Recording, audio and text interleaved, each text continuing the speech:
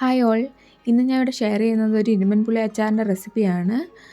ഈ ഇരുമ്പൻ പുളിക്ക് കുറച്ച് ബെനിഫിറ്റും കുറച്ച് സൈഡ് എഫക്റ്റും ഉള്ളൊരു ഫ്രൂട്ടാണ്. ആദ്യം തന്നെ ഇതിലെ കണ്ടൻറ് എന്ന് പറയുന്നത് ഓക്സലേറ്റും പിന്നെ ഇതൊരു ആൻറ്റി ഓക്സിഡൻ്റ് ആണ്. പിന്നെ ഇതിൽ സിട്രിക് ആസിഡ് കണ്ടൻ്റ് ആണ്, അതായത് വൈറ്റമിൻ സി കിട്ടാനൊക്കെ ഇത് ഹെൽപ്പ് ചെയ്യാറുണ്ട്. ഇതിൻ്റെ സൈഡ് എഫക്റ്റ് എന്ന് പറഞ്ഞാൽ ഈ ഓക്സലേറ്റ് കണ്ടൻറ്റ് കാരണം നമ്മൾ കൂടുതൽ എമൗണ്ട് ഇത് കൺസ്യൂം ചെയ്യുകയാണെങ്കിൽ നമുക്ക് കിഡ്നി സ്റ്റോൺ പോലത്തെ അസുഖങ്ങൾ വരാൻ ചാൻസസ് ഉണ്ട്. അതുകൊണ്ട് എപ്പോഴും ഒരു ലിമിറ്റഡ് എമൗണ്ട് മാത്രം നമ്മൾ ഈ ഇരുമ്പൻപുളി കൺസ്യൂം ചെയ്യുക. ഇനി അച്ചാർ ഉണ്ടാക്കുന്നത് എങ്ങനെയാണെന്ന് നോക്കാം. അച്ചാറിനായിട്ട് ഈ ഒരു അത്യാവശ്യം വലിയ ഇരുമ്പൻപുളിയാണ്, അപ്പോൾ 4ആയിട്ട് മുറിച്ച് ചെറിയ കഷ്ണങ്ങളാക്കി അല്പം ഉപ്പിട്ട് വെക്കുക. ഇതൊരു കോൺസെൻട്രേറ്റഡ് ഫ്രൂട്ടാണ്. അത് കാരണം ഈ ഉപ്പിട്ട് വെക്കുമ്പോൾ ഇത് വെള്ളം ഇറങ്ങി അത് നമ്മൾ സ്ട്രെയിൻ ചെയ്തിട്ടാണ് അച്ചാറിലേക്ക് ചേർത്ത് കൊടുക്കുന്നത്. ഒരു കുറച്ച് നേരം വെച്ച് കഴിയുമ്പോഴത്തേക്കും ഇതിലെ വെള്ളമെല്ലാം ഇറങ്ങി നമ്മൾ അത് സ്ട്രെയിൻ ചെയ്താണ് യൂസ് ചെയ്യുന്നത്. ഇനി ഒരു പാത്രത്തിലേക്ക് അല്പം വെളിച്ചെണ്ണ ഒഴിച്ച് 1 ടീസ്പൂൺ കടുകും 1 ടീസ്പൂൺ ഉലുവയും കൂടെ ഇട്ട് കൊടുക്കാം.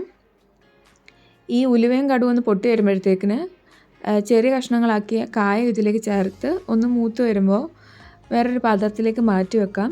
ഇത് ലാസ്റ്റിൽ പൊടിച്ചാണ് ഈ അച്ചാറിലേക്ക് ചേർത്ത് കൊടുക്കുന്നത്. അതിനുശേഷം ഇതിലേക്ക് അരിഞ്ഞു വെച്ചിരിക്കുന്ന ഇഞ്ചി, ഒരു കഷ്ണം ഇഞ്ചിയാണ് ചെറിയ സ്ലൈസസ് ആക്കി അരിഞ്ഞ് ചേർത്ത് കൊടുക്കുന്നത്. പിന്നീട് 12 വെളുത്തുള്ളിയുടെ അല്ലി ഒന്ന് നേരെ മുറിച്ചത് ചേർത്ത് കൊടുക്കുന്നുണ്ട്. ഈ ഇഞ്ചി വെളുത്തുള്ളി ഒന്ന് മൂത്ത് വരുമ്പോഴത്തേക്കിന് നമുക്ക് പച്ചമുളക് കൂടെ ചേർത്ത് കൊടുക്കാം. പിന്നീട് ഒരു 3-4 തണ്ട് കറിവേപ്പില കൂടെ ചേർത്ത് കൊടുക്കുന്നുണ്ട്. ഇതെല്ലാം ഒന്ന് അത്യാവശ്യം മൂത്ത് വരുമ്പോഴത്തേക്കിന് ഇതിലേക്ക് സ്പൈസസ് ചേർത്ത് കൊടുക്കാം. മുളക് പൊടി ഒരു 3 ടേബിൾ സ്പൂണ്, ഒരു 1/2 ടീസ്പൂൺ മഞ്ഞൾപ്പൊടിയും ഒരു 1/4 ടീസ്പൂൺ ഉലുവാപ്പൊടി കൂടെ ചേർത്ത് കൊടുക്കുന്നുണ്ട്, അതായത് 1/4 ടീസ്പൂൺ.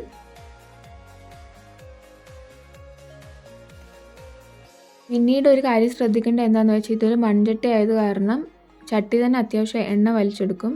അത് കാരണം നമ്മൾ അല്പം കൂടെ എണ്ണ ചേർത്ത് കൊടുക്കുന്നുണ്ട്. അതിനുശേഷം ഒരു 1/2 കപ്പ് വിനാഗിരി കൂടെ ഇതിലേക്ക് ചേർത്ത് കൊടുക്കുന്നുണ്ട്. ഈ വിനാഗിരി ചേർത്തതിന് ശേഷം ഇതെല്ലാം ഒന്ന് മിക്സ് ചെയ്ത് ഒന്ന് ഇളക്കാവുന്നതാണ്. ഈ സമയത്ത് തന്നെ നമുക്കിതിൽ ഉപ്പൊക്കെ ഒന്ന് നോക്കാം. എന്തായാലും ഇരുമ്പൻപുളിയിൽ അല്പം ഉപ്പ് ചേർത്താണ് മാറ്റി വെച്ചേക്കുന്നത്. അത് കാരണം അതുകൂടെ ചേർത്തതിന് ശേഷം ഉപ്പ് ഇതിലേക്ക് ആഡ് ചെയ്യാവുന്നതാണ്.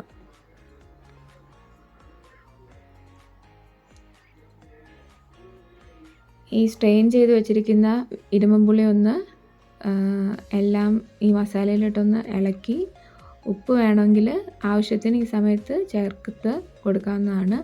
പിന്നീട് ഒരല്പം ശർക്കരയും പിന്നെ പൊടിച്ചു വെച്ചിരിക്കുന്ന ഉലുവ കൂടെ ചേർത്ത് കൊടുക്കുന്നുണ്ട്. അച്ചാറെന്ന് പറയുമ്പോൾ എപ്പോഴും ഒരു ടേസ്റ്റ് ഒരു കോമ്പിനേഷനാണ് പുളിയുടെയും എരിയുടെയും മധുരത്തിൻ്റെയൊക്കെ. അപ്പോൾ എപ്പോഴും ഒരു മധുരം ചേർത്ത് കൊടുക്കുമ്പോൾ അതൊന്ന് ബാലൻസ് ആവും.